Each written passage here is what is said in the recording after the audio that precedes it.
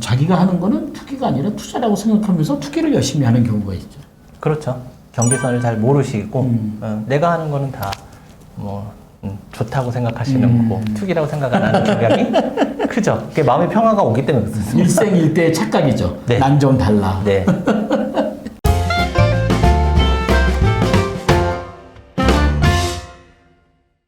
우리 최원성 대표님 하시는 일이 자산 관리이고요. 뭐 영어로는 에셋 매니지먼트인데 더원 자산. 네, 더원 에셋 매니지먼트. 네. 상담을 많이 해주시더라고요. 보니까 이게 네. 이제 첫 번째 질문이야. 단도직입 쪽으로 들어가서 네. 어떤 질문 가장 많이 받으세요? 일단 뭐 다른 질문보다 저는 이제 주로 받는 질문이 이른 기업에 관련된 질문을 받고 네. 일에 대한 질문을 받고 네. 우리 사장님은 돈에 대한 질문을 받을 텐데 맞습니다. 어떤 질문을 가장 많이 받으세요? 탑3?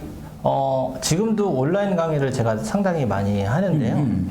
이제 저는 나름대로 많이 공부하고 자료를 모아서 1시간 동안 열심히 이제 설명을 드리고 해드립니다. 네. 마지막에 Q&A를 받으면 그래서 어디 투자하면 돼요? 계속 그걸 기다리고 있었구나.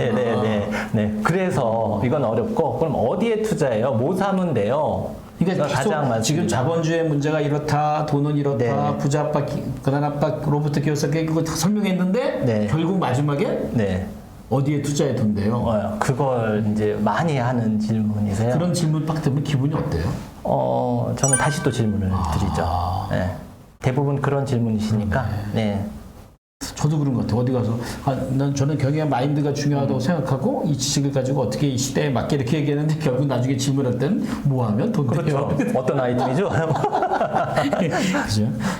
그런 질문 받으면 저는 이렇게 대답해요. 네. 알면 그거 내가 하지.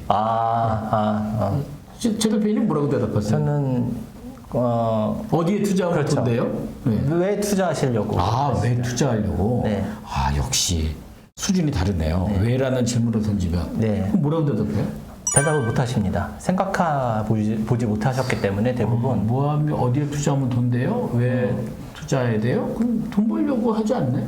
뭐 대부분 대답이 똑같으시거든요. 그럼 돈 벌어서 뭐 하시려고요? 먹고 살려고. 먹고 사는데 어디에 먹고 사시려고? 잘 먹고 살려고. 잘 먹고 사시는데 목적이 있으시겠죠? 지금 보니까 예를 들어 뭐 자녀 결혼 자금이 필요할 수도 있고 아니면 노후 자금이 필요할 수도 있고 주택 자금이 필요할 수도 있고. 네. 근데 그럴 수도 있는데 네. 마음에는 그래요. 무시당하지 않으려고. 네. 근데 결국에는 제가 집니다. 그렇죠, 맞아요. 결국엔 제가 집니다. 네. 그런 질문 받고 두 번째 질문은 돈을 빨리 모을 수 있는 방법이 무엇이 있을까요? 빨리 모을 수 있는 방법은 돈을 많이 벌어야 되는 거 아닐까? 네, 그게 원칙인데 일단은 한정된 그렇지. 자원으로 소득은 한정된 소득, 한정된 시간에 빨리 모아서 불리기를 원하시니까 또 시대가 워낙 그렇다 보니까 그런 빨리 벌 수 있는 투자처를 알고 싶어하는 빨리 불리고 번다는 싶어하는. 거는 빨리 불린다는 거예요. 맞습니다. 불린다는. 돈을 넣으면 얼마나 불리냐? 네. 이자율 말고도 이렇게 또 불리는 방법이 있나 봐요.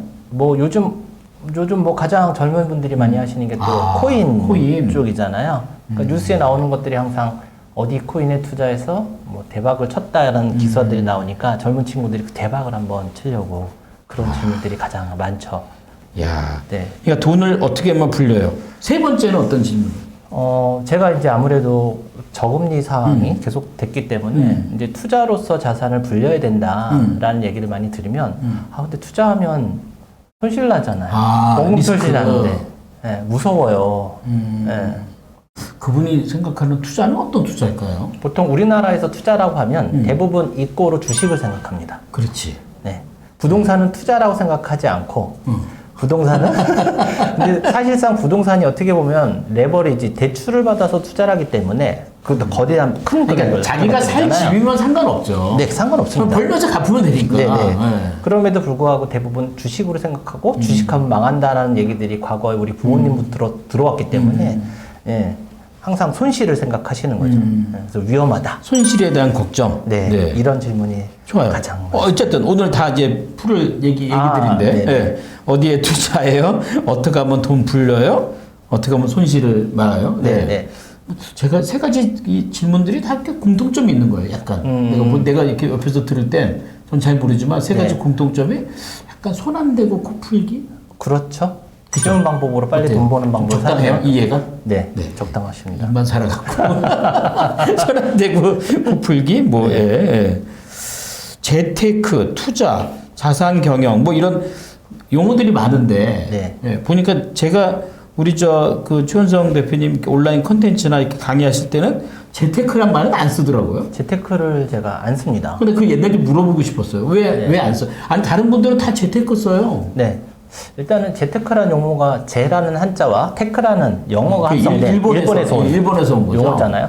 재테크라고 하는 정의를 제가 보면 어디 빠르게 돈 벌 수 있는 방법의 투자처를 찾아서 아까 그 질문들이 다 재테크네. 맞습니다. 다 재테크거든요. 갭 투자하면 재테크가 되게 좋다. 그렇지. 미국 주식을 하면 재테크에 되게 좋다. 그렇지. 코인을 하면 재테크에 좋다. 항상 투자처를 찾아다니는 약간은 투기성이 깊은 제가 정의하기는 그렇습니다. 그러니까 재테크는 뭐 투기에 가깝다.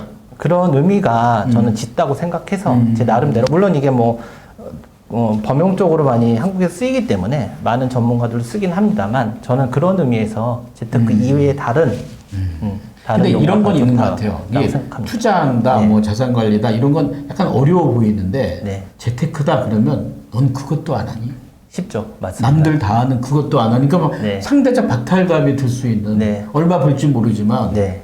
그래서 재테크에 대해서 그런 생각을. 그럼 투자는 어때요?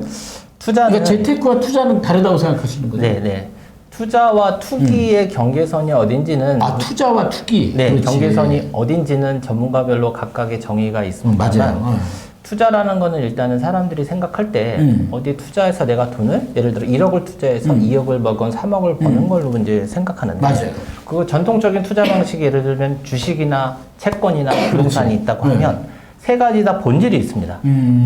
근본적인 투자처의 본질은 뭐냐면 주식이라고는 자본 차익을 얻을 수 있지만 그렇죠. 원칙적으로 주식을 사면 평가 차익, 자본 차익 위에 항상 나오는 것들이 있습니다. 배당금이 나오죠. 배당. 그러니까 사실 그게 목적이 그게 수익이 돼 있지. 맞습니다. 맞아요. 네. 그래서 배당률이 좀 높은 주식을 사면 은행 이자보다 훨씬 안정적으로 수익을 벌 수 있고 자본 취역을 보지 않더라도 그게 원칙인 거고. 그렇지. 채권을 보유하고 있으면 채권에 대해서는 이자가 나오죠. 그럼 이자를 받음으로써 채권의 평가 차익이 아닌 만기간의 원금이 나오고 이런 방식이 투자의 원래 본질인데 그게 투자죠. 네, 마찬가지 부동산도 내가 사는 집 이외에 부동산을 구입해서 거기에 월세가 나오는 방식이 어떻게 보면 투자의 본질인데 그렇죠. 그 본질을 잊고 평가 차익, 자본 차익을 계속 얻으려고 옮겨 다니죠. 네, 옮겨 다닙니다. 네, 여기 저기 여기 가서 물어보죠. 네. 어디에 투자하면 돈 돼요? 어디에 투자하면 네. 돈 돼요? 그러니 당연히 오래 보유하지 않고 단기적으로 계속 손해만 보는 일이 반복되는 경우가 그렇겠네. 상당히 많죠. 네. 네. 그러니까 이제 투기를 만약에 가게 되면 현상적으로는 돈이 버는 것 같지만 시간이 지나고 나면 플러스 마이너스 제로가 되는 네. 아니면 마이너스가 되든지. 네. 그죠? 근데도 사람들은 자기가 하는 거는 투기가 아니라 투자라고 생각하면서 투기를 열심히 하는 경우가 있죠. 그렇죠. 경계선을 잘 모르시고 내가 하는 거는 다 좋다고 생각하시는 거고 투기라고 생각 안 하는 경향이 크죠. 그게 마음의 평화가 오기 때문에 그렇습니다. 일생일대의 착각이죠. 네. 난 좀 달라. 네. 자기 목소리만 다르게 들린다고 그러더라고요. 그렇죠. 예. 예, 그런 것들이 하나의 오해인 것 같아요. 그죠? 예. 그럼 다 개념이 다르네요. 그러면 자산 관리, 자산 경영도 투자에 들어가나요? 약간 투자가 전술이라 그러면 자산 경영은 이 전략에 속하게 볼 수 있고 자산이란 거는 내가 갖고 있는 전체적인 모든 것들을 포함하는데 현실적인. 이 자산의 개념도 많이들 이제 에셋의 개념을 오해하시는 게 뭐냐면 그냥 내가 부동산을 하나 사서 사는 집을 갖고 있다. 내 자산이 이거다. 자동차를 사 이것도 내 거다라고 소유죠, 생각하는 소유. 경우들이 많은데 그거는 자산이 아닌 거거든요. 그렇죠. 그건 자산이 아니지. 네, 로버트 기요사키가 아주 잘 설명을 했는데 기요사키가 얘기하는 거는 자산이라는 거는 이 자산에서 항상 캐시플로우가 나오는 거예요. 그렇지. 소득이 나오는 게 소득이 자산인 나와야 거지. 자산이지. 집을 갖고 있으면 소득이 안 나오고 세금만 내잖아요.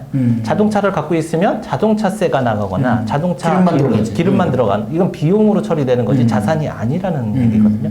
자산의 개념을 정확하게 가지고 계셔야 계셔야 이 자산 경영을 어떻게 할 건지가 정해집니다. 그럼 예를 들어서 우리 최 대표님 생각하는 자산이란? 예를 들어 그냥 예를 들자면 저는 이게 투자를 하는 목적이 아주 좋은 표현인데요. 투자란 미래에 나를 위한 선물이거든요. 미래의 나를 위한 선물. 예. 그러니까 지금 당장의 이익을 구하는 것이 아니고. 그렇죠. 지금의 당장에 내가 필요한 것들을 참고 미래의 나를 위해 선물한다는 개념인데 그게 이제 길게 보면 내가 소득이 없는 시기에 소득을 마련하는 개념입니다. 투자 자체가. 그래서 일찍 은퇴를 하는 파이어족에 미국에서 유행했다가 우리나라도 유행했잖아요. 그럼 은퇴 시기는 내가 정할 수 있는 거죠. 내가 맞아요. 원하는 만큼의 소득이 나온다라고 하면 그게 중요한 거거든요.